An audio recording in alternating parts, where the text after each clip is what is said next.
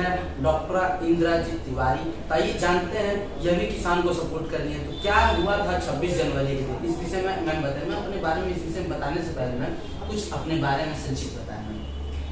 मैं आपके real times को हृदय से धन्यवाद भी देती हूँ और ये कामना करती हूँ कि जो किसान क्रांति इतिहास में दर्ज कर दी गई 4 जून 2020 को, कि भारत की पुनर्आज़ादी की ये नींव है और ये आज़ादी की दूसरी लड़ाई है गद्दारों के साथ, उन गद्दारों के साथ जिन्होंने तब भी स्वतंत्रता संग्राम में अंग्रेजों का साथ दिया था, विक्टोरिया को अपना क्वीन माना था।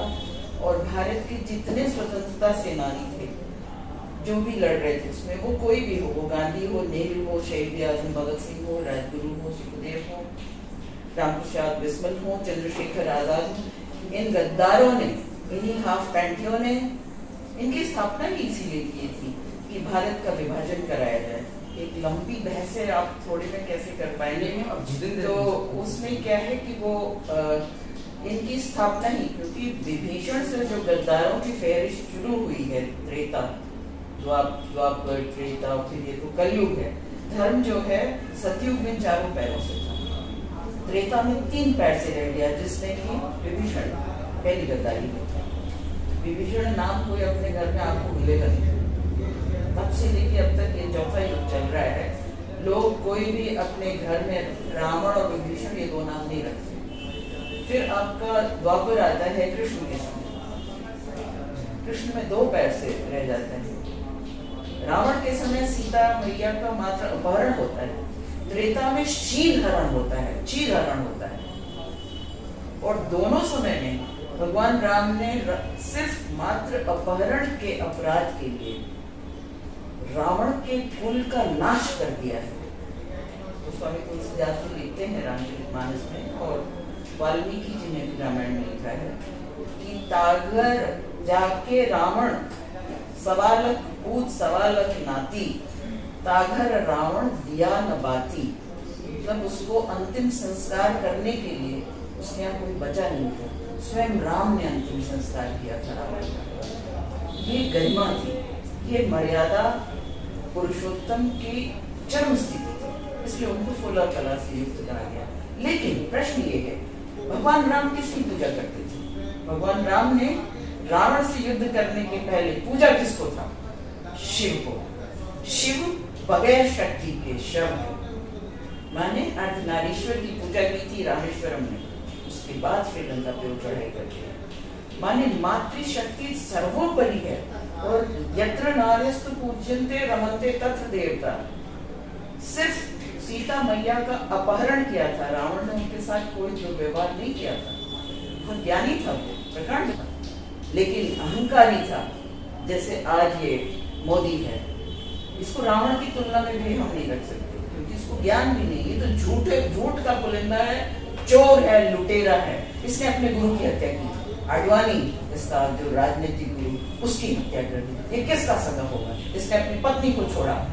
राम का नाम लेने से पहले पत्नी को साथ में रखना पड़ेगा, तब वो हिंदू कहलाएगा। गांधी के चरखे के साथ फोटो खिंचाने से पहले कस्तूरबा को साथ में रखना पड़ेगा, तो गांधी का नाम ले, नहीं तो औकात नहीं। चश्मा गांधी का लगा लेने से गांधी नहीं हो जाएगा। उसको ये भी सीखना पड़ेगा कि गांधी ने 15 अगस्त के उस ट्रांसफर ऑफ पावर को नहीं माना था, क्योंकि वो भारत माँ के विभाजन को उन्होंने अस्वीकार कर दिया था। पहला विभाजन का उद्घोष किसने किया? उस गद्दार सावरकर ने। आप वीर किसको कहते हैं? जो जीतता है, जो शहादत देता है। जो माफी मांगता है उसको वीर कहा जाएगा? किस संदर्भ से कहा जाएगा? हाफ पैंटियों की परिभाषा से, मोदी लुटेरे की परिभाषा से। सुभाष चंद्र बोस, विवेकानंद, संत होते हुए उनका नाम नरोत्तम था, नरोत्तम बोस।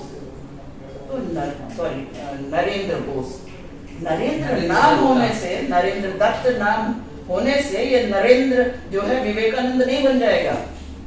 नरेंद्र नाम होने से नरेंद्र मोदी जैसा लुटेरा हत्यारा विवेकानंद नहीं हो जाएगा। उनको रामकृष्ण परमहंस उनके गुरु थे, जिसका उन्होंने वध नहीं किया। इसने अपने गुरु का वध किया, आडवाणी का, लालकृष्ण आडवाणी का वध किया ना। पता नहीं है लालकृष्ण आडवाणी किस कुएं में जाके गिर गए। इसने अपने बुजुर्गों का अपमान किया। यही कहा था ना अटल जी ने, राजधर्म का पालन नहीं किया। इसने कितनी बदतमीजी से जवाब दिया है, आप उसको देखिएगा आर्काइव में। इससे राजीव शुक्ला ने रूबरू आर्काइव में आपको दूरदर्शन के मिलेगा, पूछा था आपकी क्या शिक्षा दीक्षा है। ये बंगले झांक रहा था, वो आधे घंटे का रूबरू। उस समय ये जो आज की अदालत चलाता है इंडिया टीवी का मालिक रजत शर्मा, ये सब तो गद्दार है। मतलब बिकने वाले, नाच मेरी बुलबुल की पैसा मिलेगा। बच्चों में आप लोगों को आशीर्वाद देती हूँ कि फिर नौजवानों के कंधे पे बहुत बड़ा भार है। भारत तब भी आजाद हुआ था नौजवानी के बल से। भारत आज भी आजाद होगा क्योंकि भारत बेच गया। ये जो कहता है नेहरू को गाली देते नहीं थकता है, तो नेहरू की 70 साल की कमाई को इसने 7 साल में बेच दिया। विकास के नाम पे आया, झूठ बोला। 15 लाख में जनता ने अपने को बेचा, जनता को उस पाप का दंड मिल रहा है। मैं 2014 में इसके खिलाफ चुनाव लड़ी थी बनारस से। ममता जी ने मुझे जबरदस्ती लड़ाया था, जबकि मैं राजनीति से दूर हो गई। मुझे लोग इंदिरा तिवारी या नेताजी के नाम से जानते हैं बनारस में। बनारस में तब नारा लगता था, देश की नेता इंदिरा गांधी, बनारस की इंदिरा तिवारी। और बीएचयू में ये नारा होता था, मंगल भवन मंगलहारी अनिल अनिल इंदिरा तिवारी। मैं उस वक्त छात्र संघ से मेरा जीवन की, राजनीतिक जीवन की यात्रा शुरू हुई और एनएसयूआई ने मुझे खड़ा किया था। हमने यूनिवर्सिटी को 3 साल तक जीरो स्टेशन में सैनिटाइज रखा था, क्योंकि एबीवीपी से जो है उस समय रघुनाथ प्रसाद रस्तोगी वाइस चांसलर होता था, उसने सौदेबाजी की थी। हमारे इस चोर मोदी में क्या है? धैर्य है। इसने अपने गुरु का वध करके जिस तरह 2012-13 में बीजेपी पर अधिकार जताया और अपने को पीएम कैंडिडेट डिक्लेयर किया। इसने धमकी दी थी आरएसएस को कि यदि नहीं दोगे तो अंबानी अडानी मेरे पॉकेट में और अमेरिकन लॉ भी मेरे पॉकेट में। कौन? लॉर्ड जीसस ज्यूस थे, क्रिश्चियन नहीं थे। कौन था उनको मारने वाला? ज्यूस। मोहम्मद पैगंबर मुसलमान नहीं थे, उनको मारने वाले कौन थे? उन्हीं के खलीफा थे। और ये 56 इंच का सीना बोलता है कायर, हत्यारा, लुटेरा, जननी जन्मभूमि वंदे मातरम को जिसने बेच दिया देश को। बचा नहीं है कुछ साहब, कुछ भी नहीं बचा है। आपके पास बचा क्या है? रेलवे गई, एयरपोर्ट गया। अब सारे एयरपोर्ट्स का नाम अडानी है, सारे पोर्ट, मुंद्रा पोर्ट अडानी के नाम है। और भी आपको और बताऊं, म्यांमार में जो अभी कू हुआ है उसमें पीछे $250 मिलियन अंबानी ने दिया है उस कू के लिए, क्योंकि वहां पर म्यांमार के पोर्ट को लेने की वहां की जुनता जो जनरल लाइन है, आप देख लीजिए कौन है जनरल लाइन। कुरुक्षेत्र, मोहम्मद पैगंबर की वो लड़ाई और जीसस की लड़ाई के अलावा, और नानक बादशाह से लेकर दशगुरुओं की लड़ाई के अलावा, गौतम बुद्ध के अलावा, जैन के अलावा, 2300 तीर्थंकर के अलावा कोई जो भी राजा लड़ाई लड़ा है वो धन की लड़ाई नहीं थी। वो सिर्फ अहंकार, साम्राज्य विस्तार और लालसा की लड़ाई थी। 14,000 करोड़ बीएचपी ने इकट्ठा किया था, कहां गया? उसमें देश ही नहीं विदेश भर में व्याप्त जितने हिंदू संस्थाएं थी, सिख, यहाँ तक कि मुसलमानों ने थी। मिडिल ईस्ट से भी पैसा आया राम मंदिर के निर्माण के लिए। ऐसा नहीं है, ऐसा नहीं। बाबर यहाँ आया जरूर, अकबर ने शादी की जो दवाई से। उसको लाने वाले कौन? बाबर को किसने बुलाया? महमूद गजनी को इसी गुजरातियों ने बुलाया, कच्छ से बुलाया गया। और सोमनाथ के मंदिर में जब वो आता है और पृथ्वीराज को गिरफ्तार कर लिया जाता है, हार जाते हैं। उनकी उस समय की 21 एलीट ग्रुप जो थी वो मारी जाती है, जैसे आज का कमांडो होता है। उस वक्त जयचंद गद्दार था, जयचंद और उन लोगों ने मिलकर बुलाया था उसको मारने के बाद में। और हालांकि महाराजा भीम सिंह भाग करके उदयपुर राजस्थान में शरण लेते हैं और वो वहीं उनका फिर निर्वासन में ही वो रह जाते हैं, वापस नहीं आ पाते। लेकिन मोहम्मद गजनी ने क्या किया? सोमनाथ में 10 दरवाजे हैं, उसने 10 दरवाजे बंद किए और अपने सिपा सालार को आदेश दिया कि इन 10,000 और इस सेनापति का सर कलम कर दो धड़ से, क्योंकि ये जो अपने देश, अपने धर्म, अपनी जाति के रहने वाले, हमारा क्या संबंध? मैं कहती हूँ बहुत अच्छा। वहां से इस्लाम भारत में आया। गाने वाले कौन थे? गुजराती। मैं अश्वत्थ मेरा सर्वप्रिय गाछ, बंगला में उसको गाछ कहते हैं, हमारे एक का गाछ आते। तो वो सोए हुए विश्राम कर रहे थे और राधिका जी उनसे मिलने आई थी उस वक्त। आप ये बताओ कि कहानी एक गढ़ी गई कि बहेलिये ने बिंबा फल समझ के तीर मारा और उनके तलवे में लगा, क्योंकि उनका तलवा एकदम लाल था, इसलिए उनकी मृत्यु। मुझे बताओ बेटा, अगर फल पेड़ में लगा है तो हम तीर मारेंगे, अगर फल जमीन पे गिरा है तो हम तीर क्यों मारेंगे? इन्होंने भगवान कृष्ण को नहीं छोड़ा, इसीलिए तो भगवान कृष्ण ने श्राप दिया द्वारका डूब जाएगी और तुम्हारे यहाँ खाने के लाले पड़ेंगे। गुजरात 1962 में दलित होता था, इतिहास पढ़ लीजिए। फिर आप देखिए, गजनी को बुलाया जाता है, बाबर को बुलाया किसने? राणा सांगा ने। राजा अपनी लोलुपता से पीछे कहाँ थे? याशी और लोलुपता से इन्होंने बुलाया। और फिर आपका ये जो ईस्ट इंडिया कंपनी, इसको पनाह किसने दी? हमारे यहाँ आपके इतिहास के रिकॉर्ड में देखें तो 554 रियासतें थी, जिनका एकीकरण करके और फिर इस भारत राष्ट्र के अंदर लाया गया। इसमें बहुत सारे, अगर इतिहास में आप जाएंगे तो इसमें दो राय नहीं है। सप्त समुद्र पर्यंत चक्रवर्ती दशरथ का राज्य था, मतलब रोम तक था। आप जब वो आप मुझसे डिसएग्री करेंगे बहुत से लोग, but I have got the proof. ওইখানে আছে কি আপনি যখন গ্লোব দেখবেন তো ফাঁকা ফাঁকা আছে তো, पृथ्वी टूटी हुई है। हम जो, मैं ईश्वर में बहुत विश्वास करता हूँ, उसकी इच्छा के बगैर पता नहीं लगता। मैं यहाँ हूँ, ये उसका धन्यवाद है उस परमात्मा को, जिसको नेति नेति करके ब्रह्मज्ञानियों ने कहा, न वो पुरुष है न स्त्री है। लेकिन फिर भी जब भी पूछा गया कि कैसा है परमात्मा, बोला माँ जैसा। क्यों?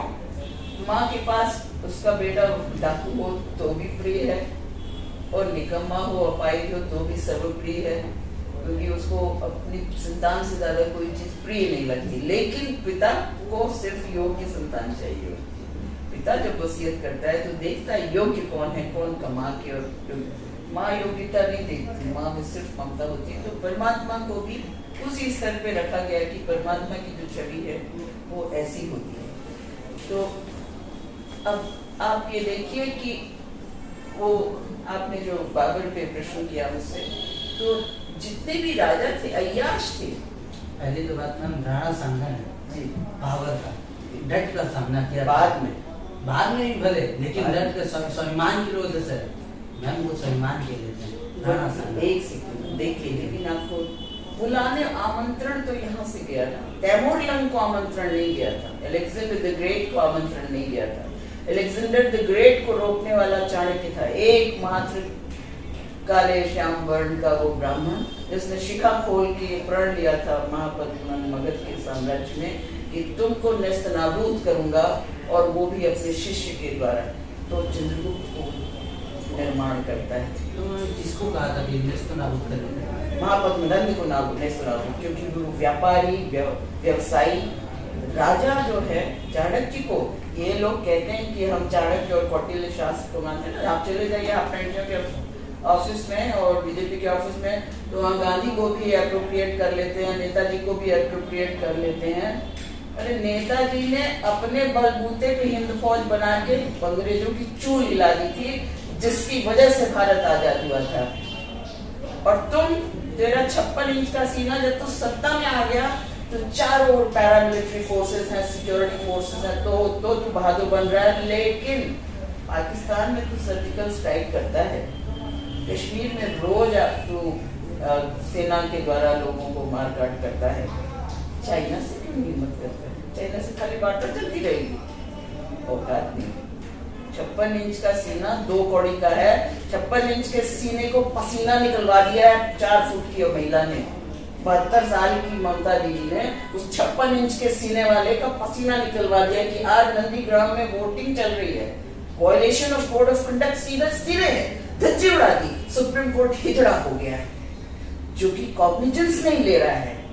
उसने नंदीग्राम का नाम लिया है, उल्बेरिया के मंच से उसने नंदीग्राम का नाम लिया है। वो सिर्फ हावड़ा में रैली करता तो भी क्षमित था, प्राइम मिनिस्टर के कद को उसने दूसरित कर दिया है। प्राइम मिनिस्टर होते हुए शी जिनपिंग को वो साबरमती में झूला झुलाता है, उधर साबरमती में झूला झुलाता है, उधर लद्दाख में चाइनीज सेनाएं अपहरण करती हैं, इधर शी जिनपिंग को झूला झुलाता है, उधर डोकलाम में और सिक्किम में और अरुणाचल में 54,000 वर्ग किलोमीटर। इनके अपने बीजेपी के अरुणाचल के एमपी ने बोला ना, लोकसभा के मिनट्स में दर्ज है वो, आप नाम देखिए, आपके पास नहीं तो मैं दिखा दूंगी आपको। उसने कहा है कि प्रधानमंत्री साहब 54,000 वर्ग किलोमीटर अरुणाचल में चीन घुस गया है, उसको चुप करा दिया जाता है, बंद करा दिया जाता है। और वो बंगाल में बोलता है सोना, बंगाल का सोना लूटने आया है, जैसे भारत माता को लूट के अंबानी अडानी को बेच दिया सब कुछ, जितने बैंक जो नेशनलाइज किए। महाराज सरकार माइट होती है, सरकार ने 70 साल में भारत में जो रोजगार दिया, पीढ़ी दर पीढ़ी लोग रेलवे में, आप मर जाए, सरकार की एक नीति रही कि आपके पिता मर जाए तो पुत्र पाएगा, पत्नी पाएगी, या उसकी बहू जो भी निकटतम संबंधी होगा उसको नौकरी मिलेगी। इसने तो जमीन पे सड़क पे लाके खड़ा कर दिया।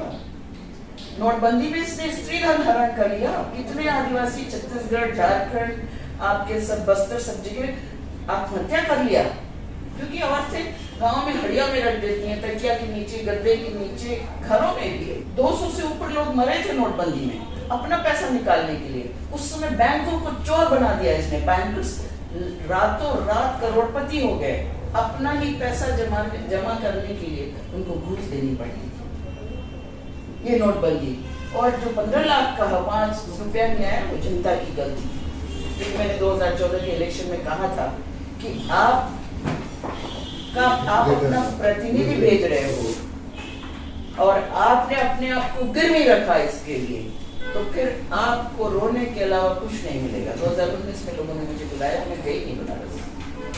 और आप देखिए कि बजट, अभी मैं रेलवे से आना चाह रही थी, टिकट 2200 था, अरे 4200 था, और मुझे वही एयर इंडिया में टिकट जो है वो 100 में मिला। तो अब आप बताइए मैं कैसे, क्या हुआ है कि अब लेबर लॉ में जो पहले ये था कि श्रमिक को आप 6 से 8 घंटे से ऊपर नहीं ले सकते थे, वो भी उसकी जो मिनिमम प्राइस है वो आपको देना पड़ेगा, नहीं तो आपको सजा है, नॉन अवेलेबल वारंट है। अब आपको, आपके लिए वो कोई शिकायत ही नहीं कर सकता।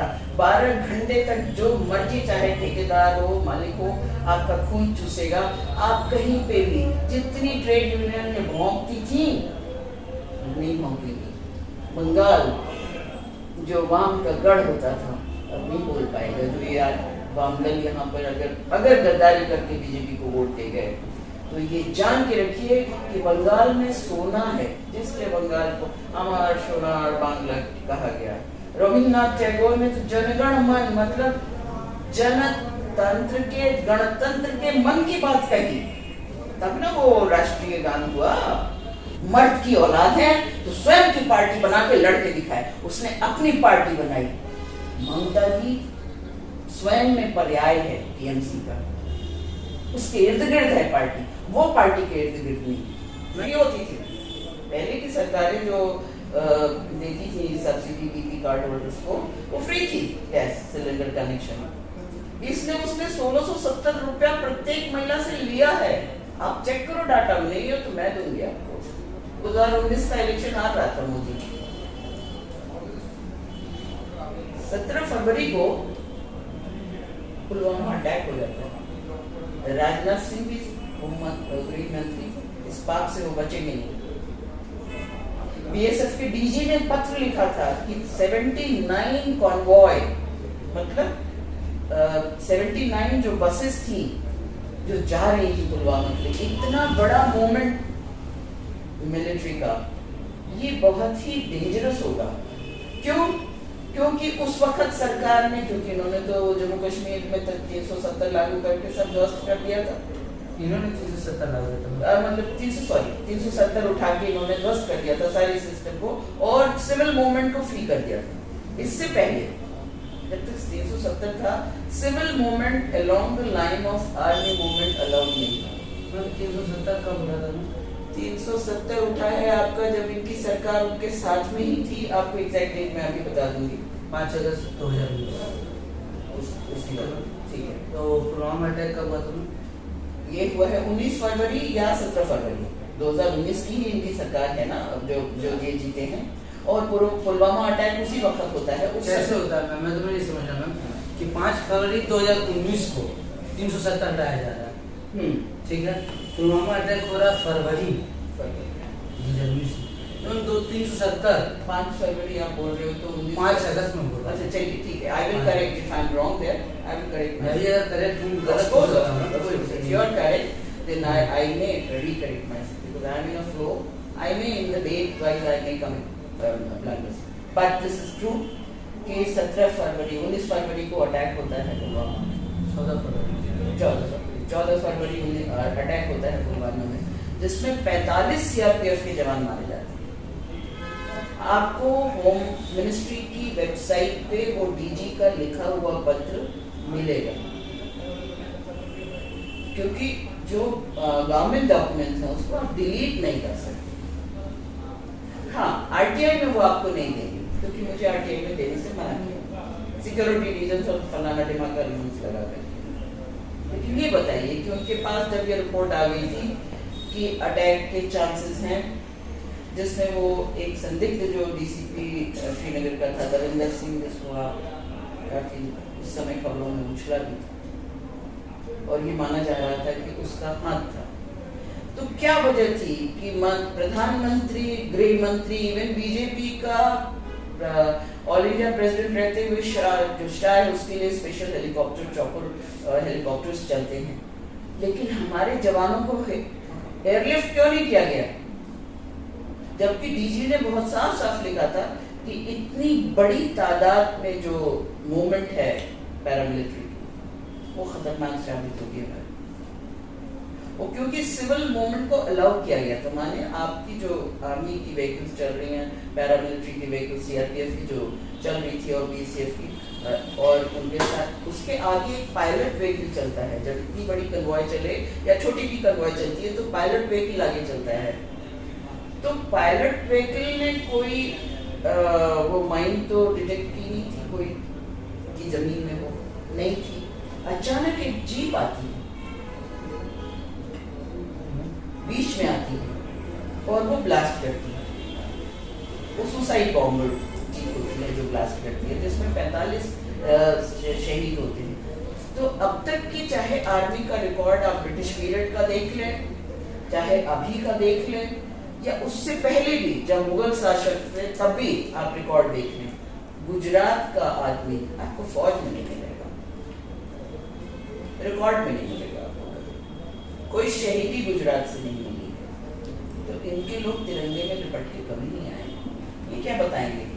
और जो 45 जवान शहीद हुए सीआरपीएफ के, उनके घर मोदी जी गए थे। जैसे यहाँ वो एक वृद्ध महिला को लेकर के जिस तरह से क्षुद्रता पर आकर के प्रचार कर रहे हैं, उन 45 शहीद जवानों के घर मोदी जी गए थे।